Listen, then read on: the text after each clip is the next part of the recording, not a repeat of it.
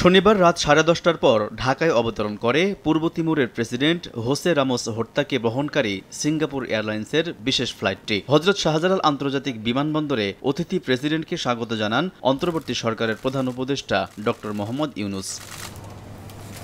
সশস্ত্র বাহিনীর সদস্যরা গার্ড অব অনারে স্বাগত জানান প্রেসিডেন্ট হোসে রামোস হর্তাকে। লালগালিচায় অভ্যর্থনায় বাংলাদেশ সম্মান জানায় পূর্ব তিমুরের রাষ্ট্রপ্রধানকে।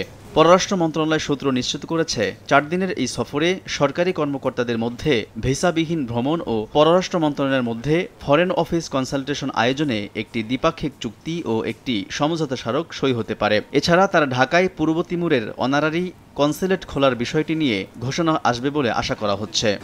রোববার সকালে পূর্ব তিমুরের প্রেসিডেন্টের সঙ্গে সৌজন্য সাক্ষাৎ করবেন পররাষ্ট্র উপদেষ্টা মোহাম্মদ তৌহিদ হোসেন। এরপর দুপুরে প্রধান উপদেষ্টা ড ইউনূসের সঙ্গেও সাক্ষাৎ করবেন তিনি। প্রধান উপদেষ্টার কার্যালয়ে 2 শীর্ষ নেতা একান্ত বৈঠক করবেন। পরে আনুষ্ঠানিক দ্বিপাক্ষিক বৈঠক করবেন 2 দেশের প্রতিনিধি দল। বৈঠক শেষে যৌথ প্রেস বিবৃতিতে বক্তব্য রাখবেন ড ইউনূস হর্তা। এরপর 2 শীর্ষ নেতার উপস্থিতিতে সই হবে কূটনৈতিক দলিল। সফরের তৃতীয় দিন বিজয় দিবসে প্রেসিডেন্ট হর্তা বঙ্গভবনে রাষ্ট্রপতির সঙ্গে সাক্ষাৎ করবেন। এছাড়া সাভার জাতীয় স্মৃতিসৌধে মুক্তিযুদ্ধে শহীদদের স্মৃতির প্রতি শ্রদ্ধা জানাবেন তিনি। অংশ নেবেন বাংলাদেশের 54তম বিজয় দিবসের বিভিন্ন আয়োজনেও।